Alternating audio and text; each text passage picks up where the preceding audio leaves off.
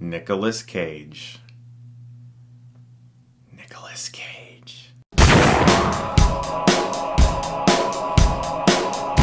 Joe stars Nicolas Cage and Ty Sheridan. And what this movie's about is a man who basically he's like a foreman. You know, you go to him, you work for him. He runs this operation that cuts down trees to clear the way for various places that are going to be planting there and everything. They poison the trees because they're weak and old and they cut them down. They're kind of in a little bit of a legal gray area where it's always kind of like, I don't know if this is legal, but whatever, it's fine. Because we're in the middle of crap stain nowhere. Literally, like this film looks as if it just takes place in a dumpster somewhere. And along comes this younger kid played by Ty Sheridan from Mud, and he asks Nicolas Cage for a job and he gives it to him and they bond. And along the way, some really serious stuff happens with this boy's extremely abusive father. He's trying to provide for his family, this young kid, and this father is in the way. And Joe is very bothered by that. He's a man who is filled with seething rage from things that have happened to him in his past, and he's always trying to hold that in. And because of this, we get an amazing return from Nicolas Cage and one of his best performances he's ever given. I am so happy to tell you that I've been a fan of Nicolas Cage forever, even when he is in movies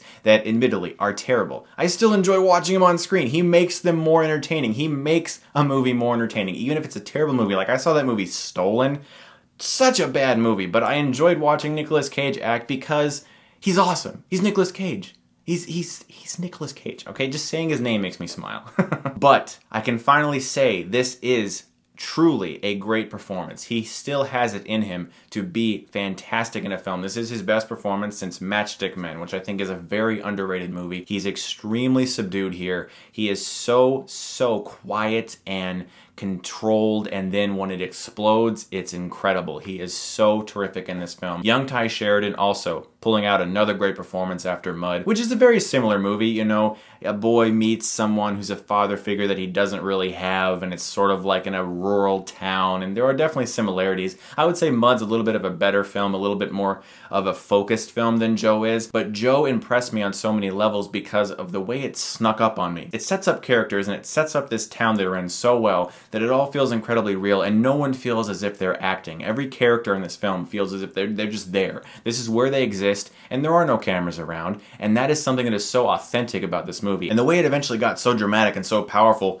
really surprised me and kind of shocked me because I couldn't believe how invested I was in these characters' lives. And the way the film decided to take these characters as it explored the bond between this man and the young kid. Ty Sheridan and Nicolas Cage are fantastic in this film, but there's a performance in this film that's extremely special for one reason. This is this guy named Gary Poulter, not an actor. He was actually a homeless man who was pulled off the street from David Gordon Green, the director. Now, this guy gave an incredible performance in this movie. And according to the filmmakers, that is him. He's not even performing. He actually is an alcoholic homeless man who has a lot of problems with that. The tragedy of this is that after filming, he was found dead, face down in the water. And I didn't know about that as I watched this movie. I was like, man, this guy is an actor. This guy is so good. And then when I read that, I was like, that is one of the saddest things I've ever read in my life. And I guess it's a great epitaph to him because he truly is great in this film, and he played a character that just, it was him, you know, when you watch the movie knowing that knowledge, it's very sad. The film has a lot of really great ways of linking things with visuals from the beginning to the end, which I won't spoil. The character of Joe is very interesting. He has a lot of great backstory. You really care about him as a person because you start to really feel the desperation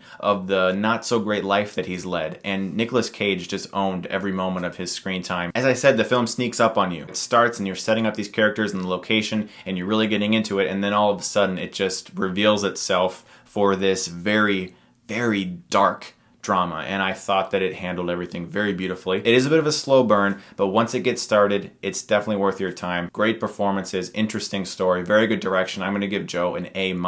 This year is awesome. I have given 3 A- already this weekend. How crazy is that? This is looking to be one of the best years in cinema we've had recently. I have given a lot of A grades already, and it's only April. I'm extremely pleased with 2014 so far. If you guys have seen Joe, it is available on VOD today. I downloaded it at home through my Uverse cable, whatever thingy-majiggy, and I got to watch it in my living room, which was awesome. I hope you guys check it out. Thanks as always for watching, guys, and if you like this, you can click right here and get Stuckmanized.